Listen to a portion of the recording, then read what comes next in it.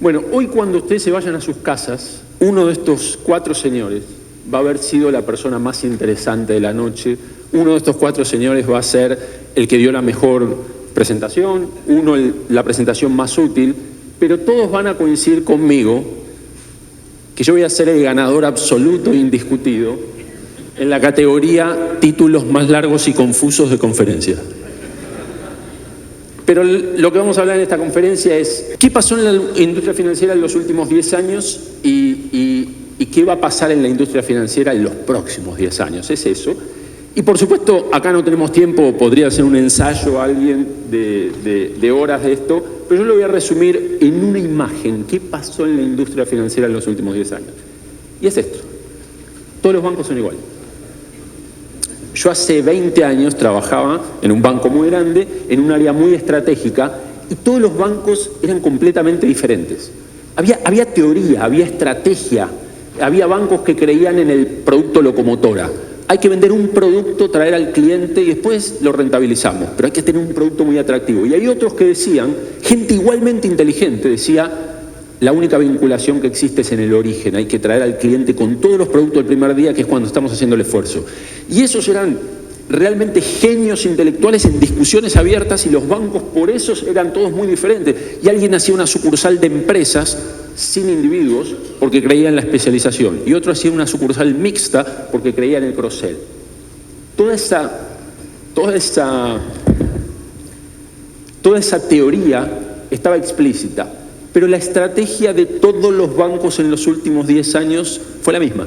Todos hablan de lo mismo. Si yo le pregunto a cualquier banquero, ¿qué estuviste haciendo los últimos 10 años?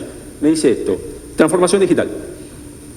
Todos los que están en la sala han hablado de esto, todos trabajan en una organización. Prefiero no preguntar los nombres para no quedar mal, pero cada uno de los bancos de este país, y yo le hablo siempre de la región, hablo de todos los países de Latinoamérica, todos estuvieron enfocados en la transformación digital. ¿Y qué es transformación digital? Y de nuevo, si es alguien que viene de McKinsey te habla 4 horas, y si es alguien más simple te habla 2 minutos, pero conceptualmente son 3 cosas la transformación digital.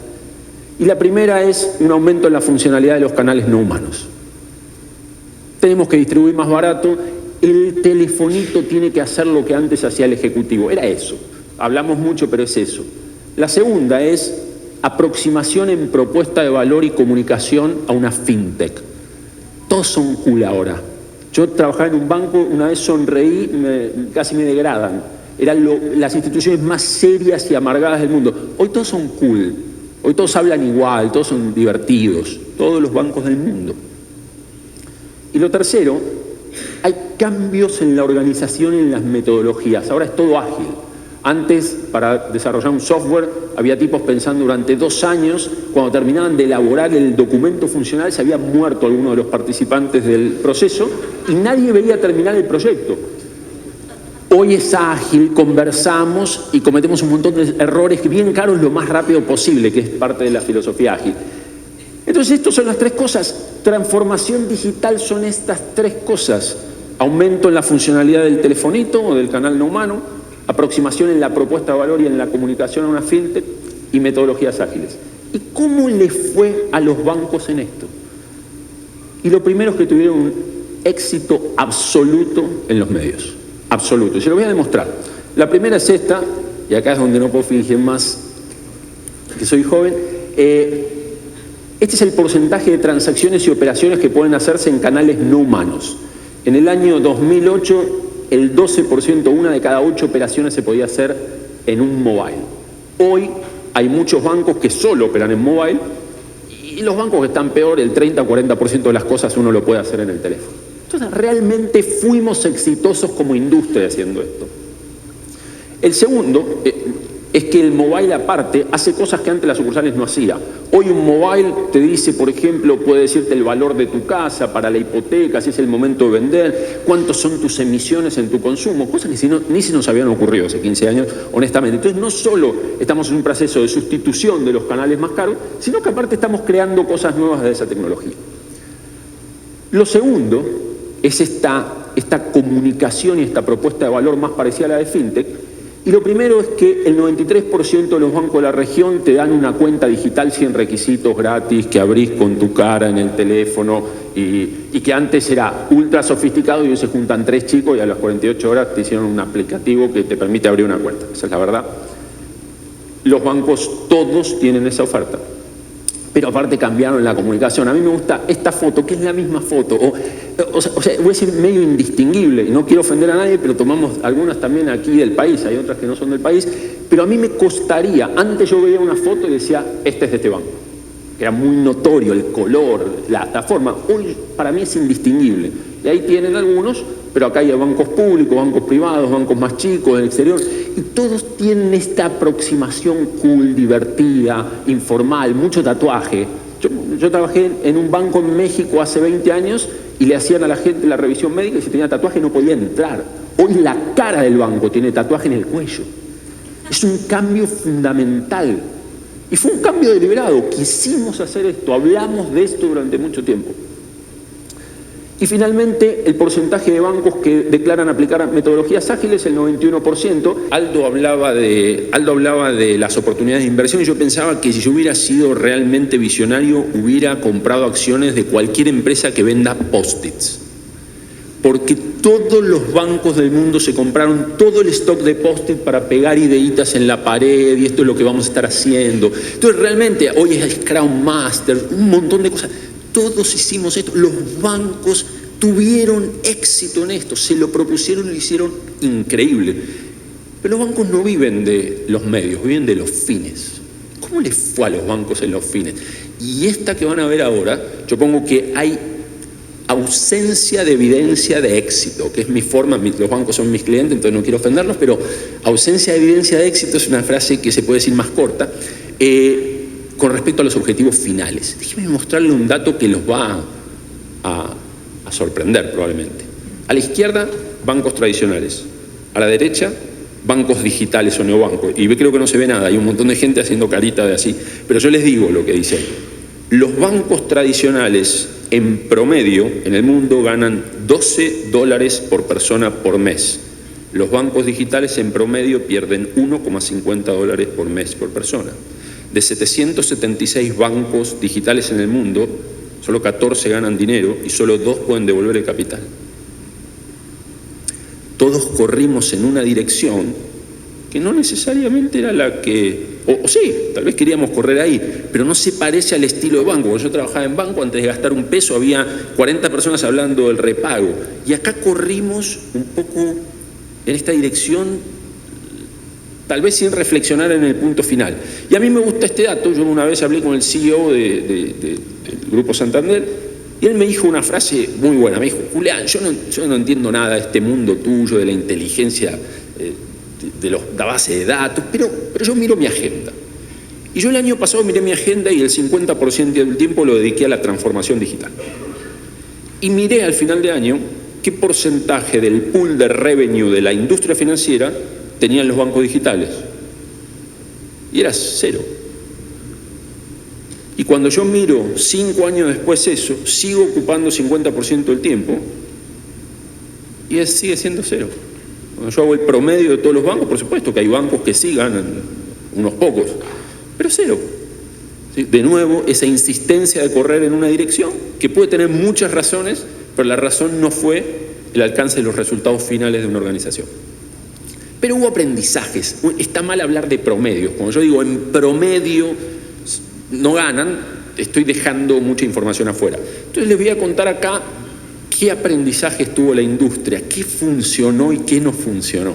Y van a ver que la mayoría de las cosas son de naturaleza exógena. Es decir, si te fue bien, no necesariamente tuvo que ver con tu talento, sino con circunstancias un poco fuera de control. Yo creo que esto se ve bien chiquitito, ¿no? No sé si... pero... y acá también es mi problema, pero me acuerdo algo. Entonces, por ejemplo, lo que más predice el éxito de un proceso de transformación digital, entendido como que después de hacerlo uno gana más dinero, es que uno ya tuviera clientes de antes.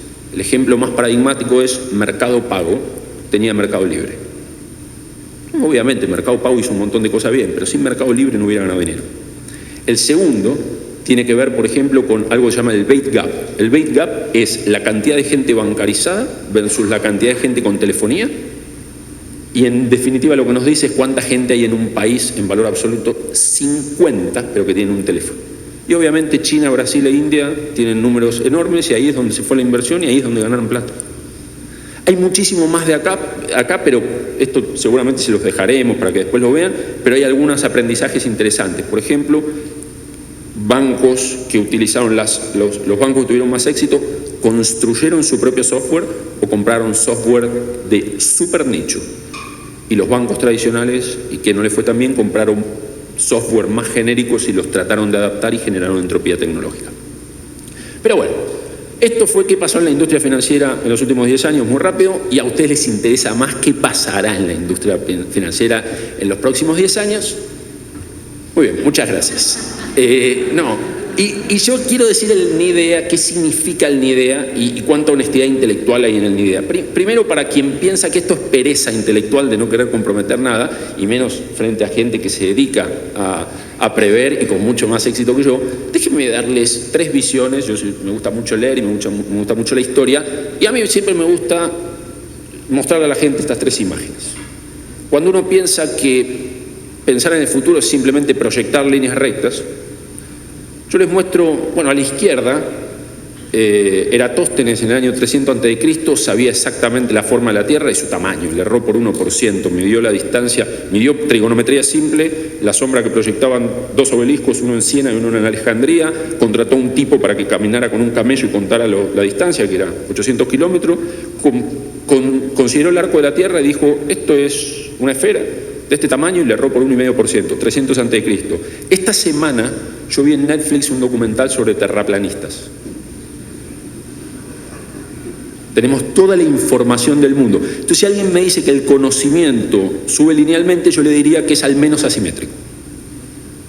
Lo segundo, en el medio es un jeroglífico para todo el mundo, el que le gusta la historia. Recuerden todos que Cleopatra está mucho más cerca del lanzamiento del iPhone que de la construcción de las pirámides.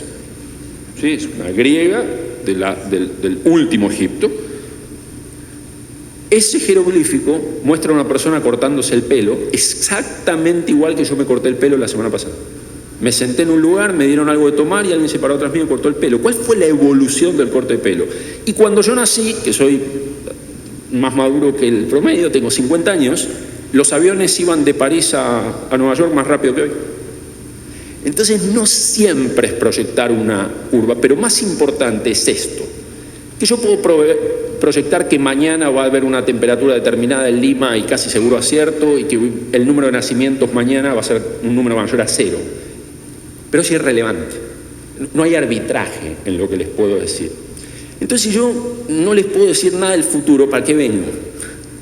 ¿Cuál es el valor agregado? Yo le querría hablar. Bueno, primero una recomendación, a mí me gusta mucho leer. Si a alguien le interesa el mundo, la ciencia de la predicción, del forecasting, le recomiendo estos 2 libros. Son 2 libros buenísimos y se ahorran haber leído 25 que yo leí y 23 no eran tan buenos. Entonces estos 2 son los que más me gustaron a mí. Entonces, ¿qué? Si no les hablo del futuro, ¿de qué les hablo? Rápidamente, nos podemos ocupar de problemas presentes. Hay problemas que tienen los bancos hoy, las organizaciones hoy, que no importa el futuro que enfrentemos, van a tener que resolver. Y hay 3 que me parece que tiene sentido mencionar, hay un montón, pero uno que tiene que ver con datos, uno que tiene que ver con inteligencia y uno que tiene que ver con organización. Voy a ir muy rápido acá. El primero de los temas es que la estrategia de datos de una empresa financiera es un problema logístico, no balístico. Esta frase tan memorable la dije yo hace unos años.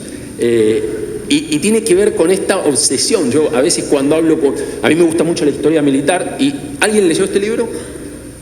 Este libro lo escribió Julio César y ahí empieza a hacer sentido el título. Julio César, nosotros podemos estar acá escuchándome a mí o de verdad ir a leer a Julio César, uno de los mejores militares de la historia, que en primera persona nos cuenta cómo hizo la invasión de la Guerra de las Galias.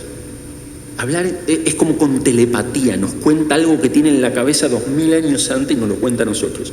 ¿Y qué me asombró de este libro y de todos los libros de historia militar? Que los grandes estrategas no hablan nunca de estrategia, hablan de logística.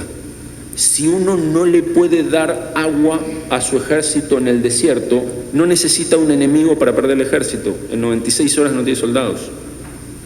Alejandro Magno, el mejor militar de la historia, perdió el 40% de su ejército en el desierto de Gedrosia. Nunca perdió una batalla, pero perdió 40% por un problema logístico. Los bancos tienen un problema logístico de datos, no tienen un problema balístico. Cualquiera que esté hablando de machine learning, y todavía cuando un cliente te dice que no a una propuesta, tarda una semana a bajarlo al call center, no está hablando de lo importante, está hablando de algo que no tiene sentido. No voy a entrar en esto, tenía la idea de hacerles una demo, mostrarles algo, pero no voy a aburrir, ya voy 15 minutos y quiero darle más tiempo a los oradores más importantes. Lo segundo es inteligencia. El otro día hablé con una persona que es presidente de un banco y me dijo, tengo el tema de la inteligencia para encarar resuelto, contraté un especialista de Amazon. Yo dije, seguro es un tipo brillante, porque Amazon es una empresa espectacular, pero le digo, pero por supuesto tenés conciencia de que él resuelve el problema exactamente opuesto al que resuelve un banco. O sea, él no tiene ninguna experiencia en esto, trabajó los últimos años de su vida haciendo algo absolutamente opuesto a lo que... No, ¿por qué? Yo le mostré esto. Amazon tiene que vender 350 millones de productos con un set de datos perfectamente claro y limitado que son las compras en su sitio. Un banco solo vende 3 cosas. La gente entra a un banco porque quiere transaccionar, vender o cobrar, pagar o cobrar, y eso es una tarjeta o una cuenta. La gente quiere comprarse algo y no tiene la plata, que esos son todos los créditos, y la gente quiere o proteger o hacer crecer lo que tiene, que es el mundo de las inversiones y los seguros. Es fácil entender lo que un cliente quiere, no está el desafío. El desafío de saber qué vender en Amazon es súper difícil. Tengo muy pocos datos y tengo que vender 350 millones de cosas, pero en un banco es casi trivial. Si yo hablo 5 minutos con cualquiera de ustedes, sé cuál es el producto que tiene más probabilidad de comprar. El problema no está ahí, el problema es cómo son los datos de un banco versus los datos de Amazon. Los datos de Amazon son como el río Nilo, que lo invertimos para que lo puedan comparar, y los datos de un banco son como el río Mississippi. Con un solo set de datos, Amazon tiene que vender 350 millones de cosas. En cambio, el banco, el problema que tiene es que tiene 72.000 sistemas legados. Y estoy dando un número no hiperbólico, sino de un banco en el que trabajé. 72.000 sistemas legados, cada uno de los cuales una fusión, esto me lo mandan con un ETL, esto viene de Unibanca, millones de cosas que hay que poner para tomar decisiones muy simples. Si ustedes encaran problemas de inteligencia en forma heurística, por proxy, en vez de pensar cuál es el verdadero problema, tienen un problema para el futuro. Y es independiente de cuál sea ese futuro. En ese futuro hay que ser más inteligente. Finalmente, la organización. La organización va a tener que cambiar.